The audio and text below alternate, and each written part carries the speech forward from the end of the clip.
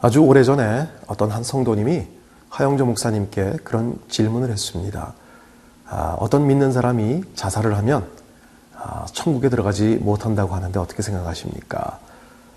근데 하 목사님은 의외의 대답을 하셨습니다. 모른다라고 하셨습니다.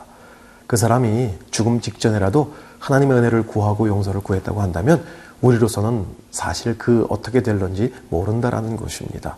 그렇습니다. 저희는 하나님께서 어떤 판단을 내리시고 어떻게 하실런지 우리는 알 수 없습니다. 그냥 하나님의 은혜와 진리 가운데 말씀에 근거해서 그냥 짐작할 뿐이죠. 여러분, 이 세상의 그 어느 것도 우리 스스로 판단하고 우리가 결정 내려서 우리가 그 모든 것을 정죄하고 단정 지을 수는 없습니다. 그냥 하나님의 은혜에 또 하나님의 사랑 가운데 구하고 매달릴 뿐입니다.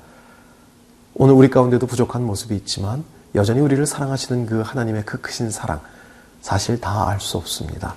하지만 사랑하신다고 하셨기에 그 말씀을 붙들고 나아가는 것이죠. 오늘 그 큰 하나님의 사랑 가운데 잠겨보시지 않겠습니까?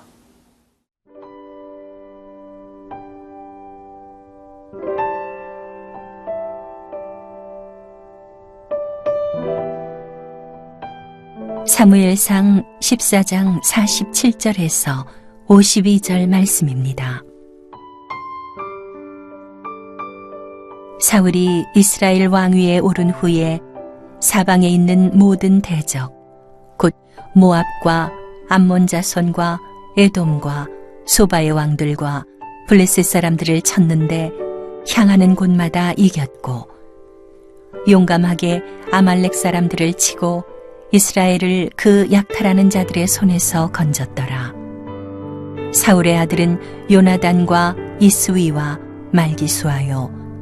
그의 두 딸의 이름은 이러하니 맏딸의 이름은 메라비요, 작은 딸의 이름은 미갈이며, 사울의 아내의 이름은 아히노아미니 아히마아스의 딸이요, 그의 군사령관의 이름은 아브넬이니 사울의 숙부 넬의 아들이며, 사울의 아버지는 기스요, 아브넬의 아버지는 넬이니 아비엘의 아들이었더라.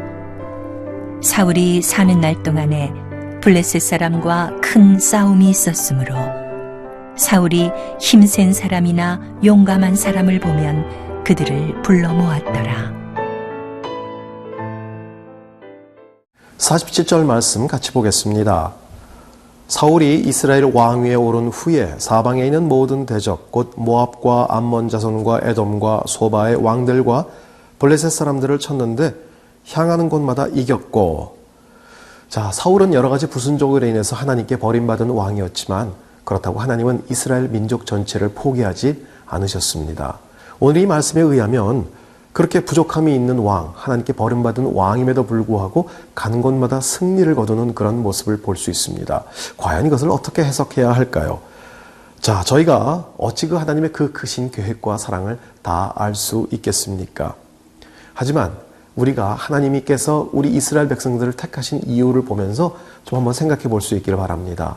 그 신명기 7장 7절에 의하면 하나님께서 이스라엘 민족을 택하신 이유가 모든 민족 중에 가장 적기 때문에, 가장 연약해 보이기 때문에 택하셨다라고 하고 있습니다. 하나님께서 그 당시 이 땅에서 가장 연약한 민족을 택하셔서 강하고 그리고 부유한 다른 어떤 나라들 가운데서도 높임을 받게 하시겠다라고 하셨습니다. 그렇게 하신 이유가 있다고 한다면 하나님의 어떠하심을 모든 열방 가운데 보여주기 위함이죠. 그 크신 하나님의 계획이 있었기 때문에 부족한 사울 왕이었지만 하나님은 그를 사용하시고 계신 것입니다. 참 이 말씀을 묵상하면서 이 사울이 이러한 하나님의 그 큰 은혜를 알고요, 조금 더 겸손하고 순종하는 삶의 태도를 보였으면 좋았을 텐데 하는 생각을 해봤습니다. 그런데 그 생각이 바로 저에게까지 미쳤습니다. 저나 여러분 가운데도 부족하고 모자란 모습이 많이 있죠. 그럼에도 불구하고 하나님께서 사용하시고요. 또 우리 교회들을 통해서 역사하시는 이유는 하나님의 놀라운 구원의 약속을 이 땅 가운데 이루시기 위함입니다. 우리가 잘했거나 허물이 없거나 똑똑하기 때문에 계속 사용하시는 것이 아닙니다. 자, 다시 한번 저희 모두가 겸손의 자리로 내려갔으면 좋겠습니다. 개인과 교회와 모든 기독교계가 그렇게 다시 한번 겸허히 주님 앞에 내려갔으면 좋겠습니다. 그리고 항상 부족하고 연약한 가운데 정말 주님만이 드러나는 그러한 모든 교회와 성도들이 되기를 바랍니다. 48절 읽겠습니다.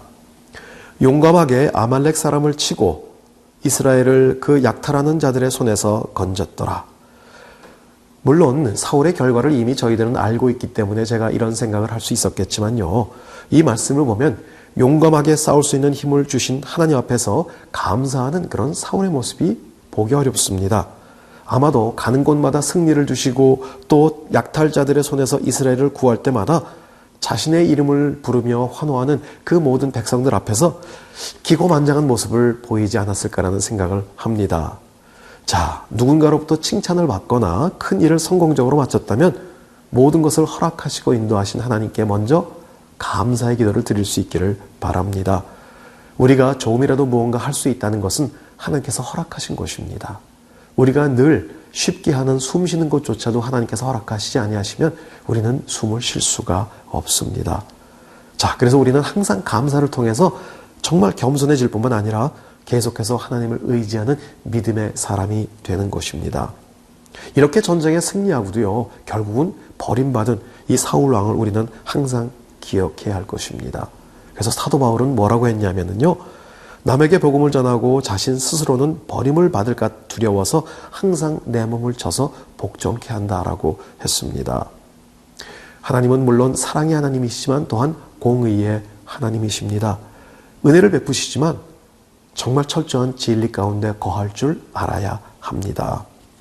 여기에 자세한 기록이 남아있지 않지만 이제 15장에 보면요, 이 아말렉과의 전쟁에서 이렇게 승리하게 했는데도 하나님의 명령을 어기고요, 자신이 보기에 멸하기 아까운 가축들을 남겨놓는 죄를 범하는 것을 저희는 알 수 있습니다. 여러분, 일이 안 되고 힘들 때 하나님 앞에 매달리는 것은 그래도 할 수 있는 일입니다. 하지만 일이 잘 풀리고 승승장구할 때 정말 겸손하게 하나님 앞에 매달려서 끝까지 하나님께 순종하는 일이란 쉽지 않습니다.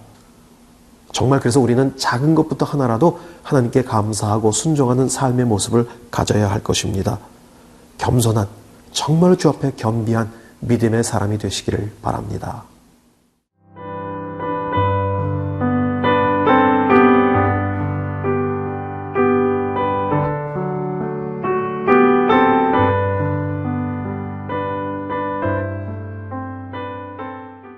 (49절) (50절) 말씀을 읽도록 하겠습니다. 사울의 아들은 요나단과 이스위와 말기수하여 그의 두 딸의 이름은 이러하니 맏딸의 이름은 메라비요 작은 딸의 이름은 미갈이며 사울의 아내의 이름은 아히노아미니 아히마아스의 딸이요 그의 군사령관의 이름은 아브넬이니 사울의 숙부 넬의 아들이며.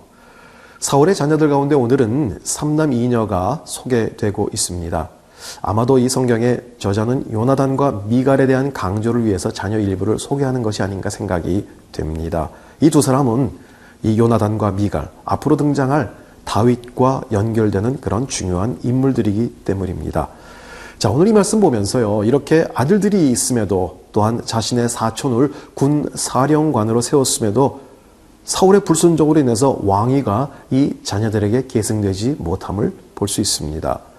만일 사울이 하나님 앞에 신실한 왕이었다고 한다면 오늘 이 거명된 사울의 후손들은 왕족으로서 이스라엘을 통치했을 것입니다. 하지만 사울 왕 이후 모든 후손들은 그러한 영광을 전혀 갖지 못했습니다. 자, 오늘 우리가 어떻게 살아가야 하는가, 우리의 삶의 태도는요, 우리 자녀들에게 어떠한 영향을 남겨주게 된다는 사실을 꼭 기억해야 합니다. 흔히들 물질의 유산만 생각하는데 그것만 남겨지는 것이 아니라 영적인 유산도 함께 남겨지게 되는 것입니다. 우리의 믿음과 하나님을 향한 그 순종의 삶의 모습은요, 우리의 자녀들 가운데 그대로 남게 되는 것입니다. 저희들은 항상 이 부분을 심각하게 생각하고 하나님 앞에 서야 할 것입니다. 여러분, 많은 예로 여러분께서 잘 아시는 하나님의 사람 조나단 에드워드와 그의 동네 친구였던 맥스 주크, 이 두 사람의 비교한 그 이야기들을 여러분 잘 아실 것입니다. 신실하게 하나님을 섬겼던 이 조나단 에드워드는요, 600여 명의 후손들이 있었는데 그 사람들을 조사해 보니까 거의가 다가 성직자나 교수나 변호사나 판사, 상하원, 의원 등을 했는데요. 하나님을 믿지 않았던 동네 친구인 맥스 주크의 후손은 한 1400여 명의 후손이 있었는데 대부분이 거지와 불구자와 매춘부, 도둑, 살인자들이었다라는 그러한 것입니다. 우리 한 사람이 바로 설 때 하나님은 우리의 자녀와 그 후손들에게까지 하나님의 신실하신 손길로 인도해 주십니다. 자, 52절 말씀을 읽겠습니다. 사울이 사는 날 동안 블레셋 사람과 큰 싸움이 있었으므로 사울이 힘센 사람이나 용감한 사람을 보면 그들을 불러 모았더라. 사울의 일생은 한마디로 치열하게 싸우는 삶이었습니다. 하나님이 우리에게 주시고자 하시는 삶의 결국은 평강입니다. 샬롬의 하나님이시죠. 물론 전쟁을 해야 할 때는 해야 합니다. 다윗 역시도 많은 전쟁을 치렀죠. 하지만 후에는요, 하나님의 은혜로 모든 전쟁을 마치고 안식을 누렸다는 것 저희들은 봅니다. 하지만 사울에게는 이 안식이 없는 전쟁이 연속되는 그러한 삶이었습니다. 자, 그 이후에야 여러 가지가 있겠죠. 하지만 오늘 주신 본문 52절 말씀만 보면은요, 한 가지 알 수 있는 것은 그의 관심은 온전한 전쟁의 승리, 그거밖에는 없었다는 것입니다. 전쟁의 승리는 하나님께서 주신다는 것 저희들은 익히 알고 있습니다. 그런데 그의 관심은 오직 힘센 사람, 용기 있는 사람들이었다는 것, 그것만 오늘 이 말씀 가운데 드러나고 있습니다. 여러분, 하나님께서 주시지 아니하면요, 우리에게는 승리도 안식도 있을 수 없습니다. 자, 많은 사람들이 이 인생의 성공은 어떤 스펙을 많이 쌓아야 한다라고 얘기하는데 그것보다 더 중요한 것이 무엇이죠? 하나님의 인도하심과 하나님의 신실한 가운데 우리의 삶을 맡겨드리는 것입니다. 이렇게 사울이 힘센 사람이나 용감한 사람을 마구 불러 모았지만 별 효용이 없었습니다. 오늘 여러분들은 세상의 힘을 의지하고 세상의 힘을 불러 모으시겠습니까? 하나님 앞에 잠잠히 구하시겠습니까? 우리 가운데 정말 주님을 바라보는 믿음의 삶이 될 수 있기를 바랍니다. 기도하겠습니다. 하나님, 세상의 여러 조건들을 쫓아가는 그러한 삶이 되지 않고 하나님을 신뢰하며 하나님을 의지하며 말씀에 따라 순종하는 저희들의 삶의 모습이 되는 오늘 하루가 될 수 있도록 역사하여 주시옵소서. 예수 그리스도 이름으로 기도합니다. 아멘.